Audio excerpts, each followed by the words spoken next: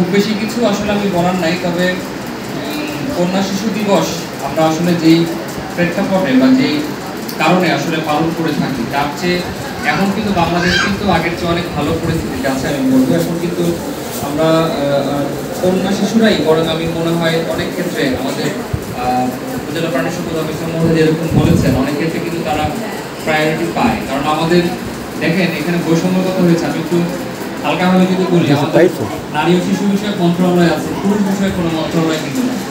তারপর আমাদের উপজেলাতে মহিলা বিষয়ক অধিদপ্তরের অধীন মহিলা বিষয়ক অফিস আছে, পুরুষদের কোনো আলাদা কোনো অফিস আছে?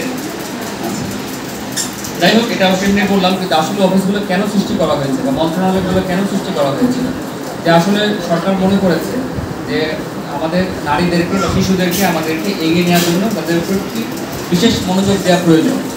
সেই প্রেক্ষাপট থেকেই কিন্তু আমাদের এই যে মহিলা বিষয়ক অধিদপ্তর বলেন, নারী শিশু বিষয়ক মন্ত্রণালয় বলেন, তারা কাজ করে যাচ্ছে। তা আমার মনে হয় এখন বাংলাদেশের প্রেক্ষাপটে বিগত অনেকদিন ধরে আমার মনে হয় নারী পুরুষের যে ভেদাভেদটা বা যে বৈষম্যটা সেটা অনেকটাই কমে আসছে। এখন আমরা কর্মক্ষেত্রে বলেন অথবা পরিবারের যে কোনো বিষয়ে, আগে মানুষের একটা ধারণা ছিল যে ছেলে সন্তান সবাইকে দেখভাল করবে বা পরিবারে হাল ধরবে, এখন কিন্তু বরং অনেক ক্ষেত্রে উল্টোটাই আমরা দেখতে পাচ্ছি যে মেয়ে শিশুরাই কিন্তু বা নারীরাই কিন্তু তাদের পরিবারে কিন্তু বেশি দেখভাল করে। তো আমার নিজের ব্যক্তিগত এক্সপিরিয়েন্স থেকে বলতে পারি, আমরা 4 ভাই বোন, আমরা 3 বোন, আমরা সবাই বড়, মানে আমার বোনের সংখ্যা বেশি, ঠিক আছে, এবং বোনেরা সবাই আমার বড়, তারা আমার আম্মা আব্বার সাথে থাকে, তারা কিন্তু ফ্যামিলি বেশি কাছাকাছি থাকে, তারা কিন্তু দেখভাল করতে পারে বেশি। আমি কিন্তু থাকি অনেক দূরে, চাইলেই কিন্তু আমি আমার ফ্যামিলিকে সাপোর্ট দিতে পারি না, তাদের কাছে যেতে পারি না। তো সেক্ষেত্রে মেয়েরা যেহেতু কাছাকাছি থাকে তারা কিন্তু পরিবারকে খুব দ্রুত সাপোর্ট দিতে পারে। এটা আসলে বর্তমান প্রেক্ষাপটে অনেকটাই সত্যি, এটা ঠিক। তবে এটাও ঠিক যে আমাদের অনেক ক্ষেত্রে কিন্তু নারীরা এখনও অনেক ক্ষেত্রে বঞ্চিত হচ্ছে। বিশেষ করে আমি দেখেছি কাজ করতে গিয়ে, বিশেষ করে জমি জমার ক্ষেত্রে ভাইয়েরা কিন্তু তাদের বোনদেরকে কিন্তু অনেক ক্ষেত্রে বঞ্চিত করে। এটা একদম এখনও করে, খুব অহরহ হচ্ছে এটা, যে ওয়ার্ডের সদরটা ঠিকঠাক মতো নিচ্ছে না, বন্টনামা ঠিক মতো করছে না, বোনকে হয়তো ভিটে বাড়ি হয়তো ভাটা বাড়ি ভাগ দিতে যাচ্ছে না, বলছে যে তোমার দরকার কোথায়, ঠিক আছে, তাকে হয়তো বাইরের কোনো একটা জমি দিতে যাচ্ছে, এরকম মানে তাদেরকে এখনও বৈষম্য শিকার হতে হচ্ছে। তো সেদিক থেকে আমি মনে করি আমাদের এখনও অনেক কাজ করার সুযোগ আছে, যে আমাদের এই যে আমাদের হয়তো মানসিক এই বৈষম্যটা বা মানসিক যে দূরত্বটা বা নারীদের ব্যাপারে বা বোনদের ব্যাপারে বা আমাদের স্ত্রীদের ব্যাপারে আমাদের যে চিন্তাভাবনা সেগুলো আস্তে আস্তে আরও ডেভেলপ করে। সময়ের সাথে সাথে বাংলাদেশ কিন্তু এখন অনেকটা উন্নত বাংলাদেশের দিকে এগিয়ে যাচ্ছে আমার মনে হয়, এবং সেই সাথে সাথে আমাদের মানসিকতা যত বেশি উন্নত আমরা হতে পারবো তত দ্রুত আমাদের এই যে নারী পুরুষের যে বৈষম্য বা আমাদেরকে আলাদা করে অ্যাটলিস্ট কন্যা শিশু দিবস পালন করতে হবে না, তখন আমাদের সবার জন্য সব কিছু ওপেন থাকবে এবং নারীরা তাদের কর্মক্ষমতা বলেন, তাদের দক্ষতা, তাদের মেধা সব ক্ষেত্রে খুব সুন্দরভাবে উপস্থাপন করতে পারবে।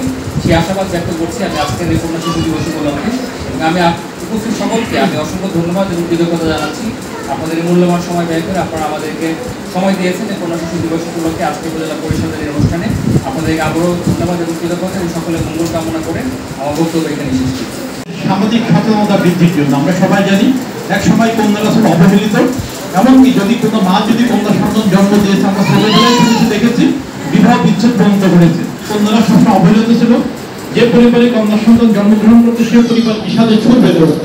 ছোটবেলায় আমরা মিনা কার্টুন প্রতিনিয়ত দেখছি, দেখে দেখে বড় হয়েছি, যার মাধ্যমে এটা মিনা কার্টুন সৃষ্টির মূল উদ্দেশ্য হলো সামাজিক সচেতনতা করা, অর্থাৎ কন্যা শিশুদের আমাদের সম্পদ, এটা মানুষের মধ্যে জাগরণ সৃষ্টি করা, মানুষের মধ্যে সচেতনতা সৃষ্টি করা। তা আমাদের যেটা জাতীয় কন্যা শিশু দিবস সেটা আমি মনে করি বর্তমান সমাজের অনেকাংশেই যেটা আমাদের যে স্বপ্নগুলো পূরণ হয়েছে। প্রত্যেকটা পরিবার কিন্তু এখন কন্যা শিশু সম্পর্কে অবগত আছে, তারা এখন জাতীয় সম্পদ মনে করে এবং কন্যাদের আমি মনে করি ছেলেদের চেয়ে বরং বেশি এখন বরং কেয়ার করার সৃষ্টি করে। আমার পরিবারের কথা বলবো, আমার একটি মেয়ে আছে, আমি সারাদিন ক্লান্ত মানে কি মন নিয়ে বা বিষাদ মন নিয়ে যখন পরিবারে যাই, আমার যখন গলাটা জড়ায় যায় আমার সমস্ত ক্লান্তি কিন্তু দূর হয়ে যায়। আমি বাবা হিসাবে মনে করি আমার পরিবারে আমি বরং আমার ছেলেকে যেটা যদিও বলা ঠিক না, মেয়েকে আমার বেশি আপন মনে হয়, কারণ এটা বাবাকে কিন্তু মেয়ে সবচেয়ে বেশি ভালোবাসে, তার মাকে কিন্তু মেয়েই বেশি ভালোবাসে।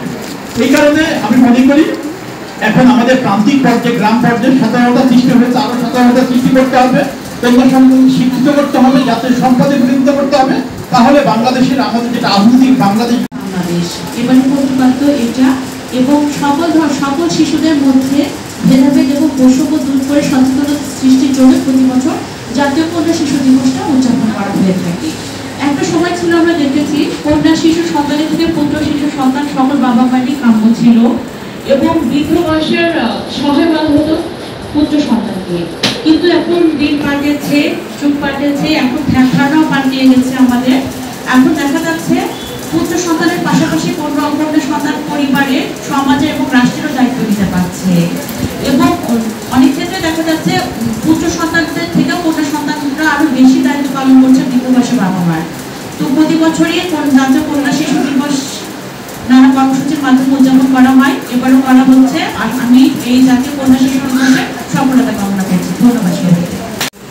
আসলে কন্যা শিশু দিবস এই দিনটা সচরাচর পালন করা হয় না, কিন্তু ইদানিং আমাদের বাংলাদেশেও পালন করা হচ্ছে এবং আমরা জানি যেটা যে কন্যা শিশু এবং ছেলে শিশু এই দুজনের ভিতরে বৈষম্য দেখা হয় আমাদের সমাজে।